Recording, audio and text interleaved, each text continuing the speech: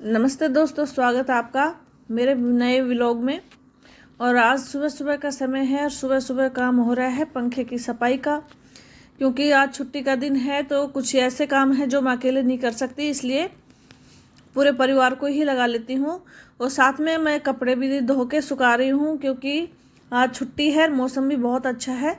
तो जन्माष्टमी का दिन है तो व्रत भी मैंने कर रखा है, साथ में घर के काम भी चल रहे हैं। तो ये काम चल रहे हैं साथ साथ में। एक आदमी से पंखा साफ होता नहीं है क्योंकि कुछ नीचे लगा के रखना पड़ता है। तो बेटे ने मुड्डी पकड़ रखी है और मैंने कैमरा पकड़ रखा है। इसके बाद मैं कपड़े सुखाने के बाद जो कपड़े फैले पड़े हैं उनको संगवा रही हूँ। और ये मेरे दुपट्टे हर जगह आपको मिल जाएंगे क्योंकि घर में मैं अधिकतर चुन्नी ओढ़ती नहीं हूँ, लेकिन जब कभी याद आता है तो ओढ़ लेती हूँ, नहीं तो ये इधर उधर रखे रहते हैं। और अब है काम ख़त्म हो गया है, लेकिन जो सब्जी और फ्रूट लेके आए हैं वो रह गए हैं। तो मैंने सोचा चल इनको भी धो के रख ही देती हूँ, क्योंकि एक बार अगर छूट जाते हैं तो फिर वो पूरे दिन ना रखे रहते हैं, ध्यान ही नहीं रहते। तो सुबह सुबह इनका काम भी कर लेती हूँ। तो पंखे की सफाई हो रही है तो झाड़ू पोछा मैं थोड़ा बाद में करूँगी। तो इनको धो के और इनको तो साइड में रख के फिर मैं सफाई करूँगी और सारा काम ख़त्म करके। और जब मैं इनको धो रही थी तो मेरे हस्बैंड से मेरी बात हो रही थी कि धनिया फ्री में मिलने लग गया है क्या। तो उन्होंने कहा नहीं, धनिया बहुत महंगा है, ज़बरदस्ती गिरवा के लेके आया हूँ। वो कह रहा था कि भाई हमारे को कुछ भी नहीं पड़ता, इसमें बहुत महंगा है धनिया।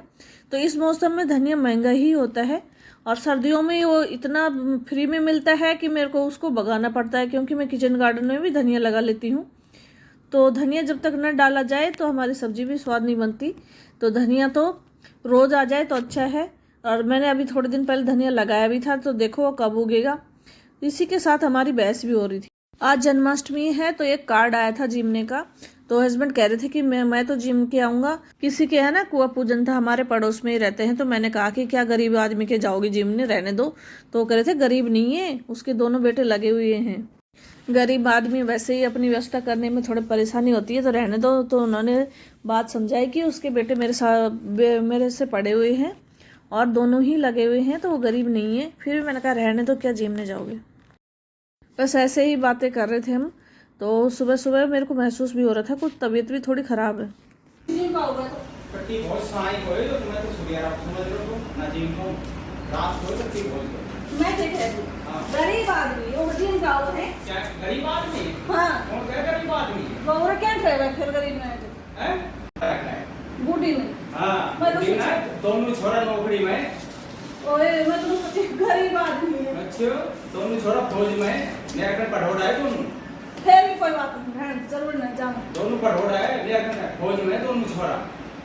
और फिर ये बात ख़त्म हुई और मैंने अपना काम किया और मैं जाके बैठ गई। तो ये मैंने कहा कि कैमरा चालू है, तो उन्होंने कहा कि भाई मुझे तो मत दिखा कैमरे में, पता नहीं क्या डर लगनी शर्म सी आती है इनको। तो मैंने कहा अब चल रहा है तो आप नहीं दिखोगे, रहने दो। हम ऐसे ही बातें कर रहे थे। और वैसे भी आज मेरे को तबीयत थोड़ी मेरी ऐसी ढीली ढीली सी लग रही थी, ऐसे लग रहा था जैसे तबीयत थोड़ी ठीक ना हो। तो मैं बार बार काम कर रही थी और बार बार ही बैठ रही थी। तो यहाँ से बात करते हुए थोड़ी देर बाद फिर मेरे हस्बैंड तो उठ के चले गए। दो रुमाल लेके आए थे, 2 सॉक्स की जोड़ी लेके आए थे बेटे के लिए, स्कूल के लिए। तो वो तो रखने चले गए और मैं फिर से आके कुर्सी पे बैठ गई।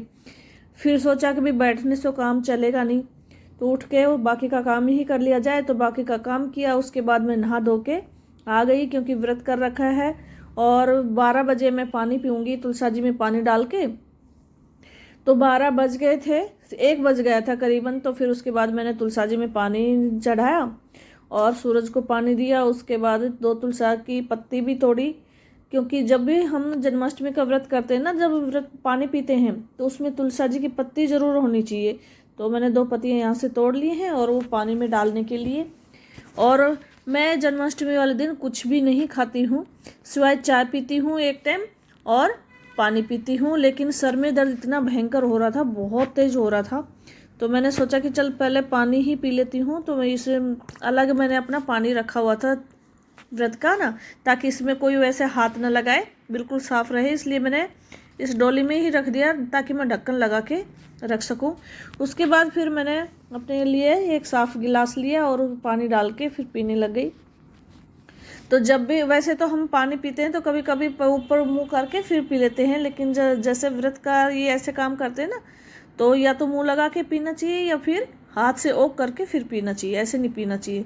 तो मैंने गिलास में पानी डाला और मैंने सोचा यहाँ पीऊँगी तो ये पानी के छींटे गिरेंगे, तो मैं बेटी को दिखा रही थी, देख तुलसी के पत्ते होने ज़रूरी है। इसके बाद फिर मैं बाहर जाके पानी पीने लगी, लेकिन सर में दर्द मेरे ज़्यादा बढ़ता ही जा रहा था। फिर मैंने सोचा चल चाय पी लेती हूँ। इसके बाद पानी पी के फिर मैं अपने लिए चाय बनाने लग गई, लेकिन चाय बनाते बनाते भी इतना महसूस हो रहा था कि बहुत भयंकर सर में दर्द हो रहा है। तो मैं चाय बना ही रही थी तो बेटी ने कहा कि मम्मी तू रहने दे, मैं ही बना के दे देती हूँ। तो फिर मैं जाके कमरे में बैठ गई और तसल्ली से तो उसको तो चाय बनाने के लिए देके और कमरे में जाके बैठी, और फिर मेरी बेटी मेरे लिए चाय बना के लेके आई।